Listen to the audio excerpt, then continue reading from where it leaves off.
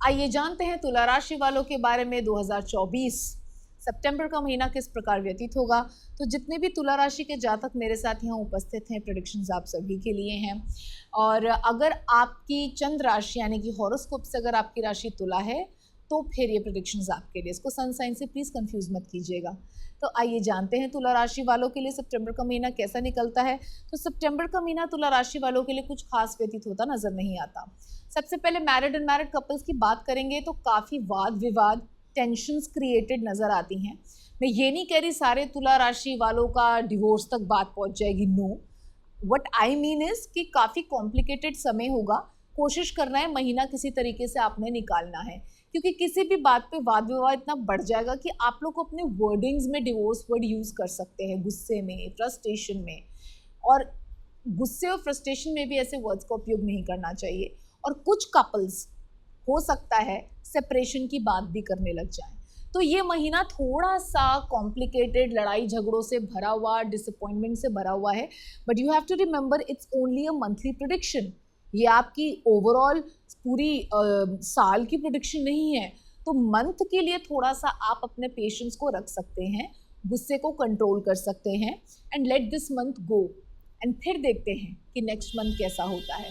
Repeat mode में अगर ये वाला आपका बार बार होता रहता है कि बहुत ज़्यादा कलेश हो रहे हैं, उसकी बात अलग होती है। लेकिन फिर भी इसके लिए एक आपको मैं उपाय दे रही हूँ। आपने महादेव और माँ गौरी दोनों का अर्धनारीश्वर स्तोत्र का पाठ करना है। वो आपको गूगल से मिल जाएगा।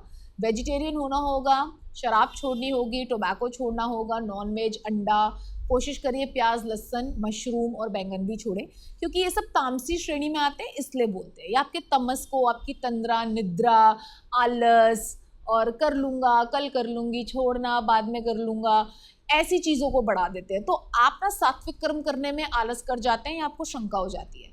That's why we ask to leave them. तो ये आपको छोड़ने पड़ेंगे। और उसके बाद आप ये अर्धनारीश्वर स्तोत्र का पाठ रोज करेंगे कि हमारे पारिवारिक जीवन में प्रेम बना रहे। तो प्रभु कृपा से, महादेव माँ गौरी की कृपा से पारिवारिक जीवन में संतोष और प्रेम की समृद्धि और वृद्धि होगी। ठीक है, आगे बढ़ते हैं, चलते हैं कार्यक्षेत्र की तरफ। तो कार्यक्षेत्र में भी मैं देखती हूँ कुछ खास लाभ नहीं है।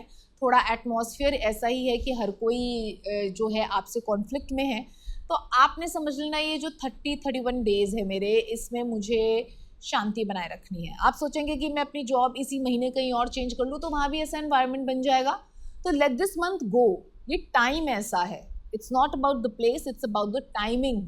ज्योतिष टाइम, काल चक्र की गणना है। तो ये समय ऐसा है और इस समय में आपने अपना जो है संयम बनाए रखना है और वही आपके लिए शस्त्र की तरह काम करेगा। ठीक है, and that is the only way out. So please be patient. आगे बढ़ते हैं, चलते हैं स्टूडेंट्स की तरफ। तो उनका भी दिल टूटा हुआ है, मे बी रिलेशनशिप में प्रॉब्लम आई, इसलिए पढ़ाई में प्रॉब्लम आ रही है, या जो करना चाहते थे वो नहीं कर पाए एंट्रेंस क्लियर। तो दिल तोड़ने की कोई वजह नहीं है। फिर प्रिपेयर कीजिए, अगले साल अपीयर हो जाइए and be strong at heart. एक ना विल पावर स्ट्रॉन्ग रखिए। फेलियर्स के बाद ही सक्सेस आता है। किसी किसी का पहली बार में आ जाता है, किसी किसी का चौथी बार में आ जाता है। बट आप अगर दृढ़ संकल्पी हैं, आपने सोच लिया अगर आपको कोई एक चीज़ चाहिए तो उसके लिए दिल तोड़ने की ज़रूरत नहीं है, डबल मेहनत करने की ज़रूरत है, वो कीजिए। ठीक है, रोगों की तरफ आते हैं। तो रोगों के लिए आपको अपना खास ध्यान रखना है। Because of lots and lots of stress, बहुत ज़्यादा स्ट्रेस की वजह से जो आपकी लाइफ में चल रहा होगा, उस वजह से हार्ट पे लोड नहीं आना चाहिए। तो जितने भी हार्ट पेशेंट्स हैं वो थोड़ा अपना ध्यान रखें, उनको स्ट्रेस बिल्कुल नहीं लेना है। और जो ले रहे हैं वो ये ध्यान रखें कि कल को हार्ट पे इसका इफेक्ट आ सकता है किसी भी तरीके से। तो डिप्रेसिव नहीं होना है, ये सब रोग ही हैं। ये कल को आप में नाना प्रकार के अलग अलग तरीके के रोग उत्पन्न कर देंगे। So please don't do that. और उसके लिए आप ध्यान कीजिए, स्तोत्रों का, संस्कृत के स्तोत्रों का श्रवण कीजिए, उससे नर्वस सिस्टम शांत होता है। सोने की कोशिश कीजिए, कोशिश कीजिए ध्यान करने की। अपने फेवरेट भगवान जी को इमेजिन कीजिए अपने थर्ड आई सेंटर में। इमेजिन कीजिए कि वो आपके हार्ट पे बैठे हुए हैं, हार्ट के अंदर विराजमान हैं, और इस तरीके से अपने आप को शांत करने की कोशिश कीजिए। आपको बहुत बल मिलेगा। बिना किए इसके प्रताप का आपको पता नहीं चल पाएगा। So you have to do it at least for a month to know इसके क्या इफेक्ट्स हैं, ब्यूटिफुल इफेक्ट्स।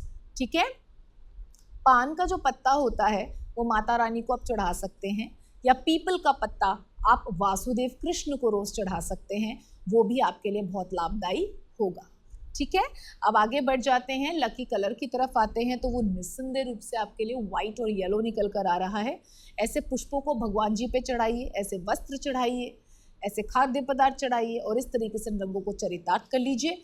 आपके जीवन में इन रंगों का ऑरा आने लगेगा और वो ऑरा आपके जीवन में शांति और ज्ञान विवेक को बढ़ाएगा, जिससे कि डिप्रेशन में जाना, एंग्जाइटी में आना, लो फील करना, बहुत स्ट्रेस लेना, इन सब चीज़ों का ज्ञान ही नाश कर सकता है, शांति और ज्ञान ही। और वो वाइट एंड येलो कलर से उसका विकास होता है, बढ़ता है वो।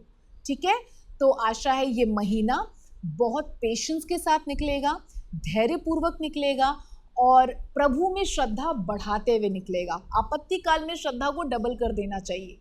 कुछ लोग होते हैं आपत्ति काल में बोलते हैं भगवान ने हमारे साथ ऐसा किया। प्लीज स्मरण रखें, आप सभी दर्शकों से कहना चाहती हूँ, भगवान कभी आपके साथ कुछ नहीं करते हैं। उनका एक ही काम है, आपको बाहर निकालना। जो आप अंदर घुसते हैं ना विपत्तियों में, वो आप ही के कर्म होते हैं, इस जन्म के या पूर्व जन्मों के। तो भगवान तो सिर्फ अच्छे कर्मों के लिए ही प्रेरित करते हैं, बुरे कर्मों के लिए आपका अहंकार प्रेरित करता है। जब आप अहंकार के माध्यम से चलते हैं तब आप बुरे कर्म करते हैं और देर सवेर उसके फल पाते हैं, अगले जन्म में पाते हैं, कब पाते हैं वो हमारे हाथ में नहीं है। लेकिन उसके लिए भगवान को नहीं, अपने ही कर्मों को दोष दिया जाता है। भगवान तो सिर्फ स्मरण करने पर आपको भवसागर से पार लगाते हैं, दुखों के समुद्र से बाहर निकालते हैं और आपको शरण देते हैं।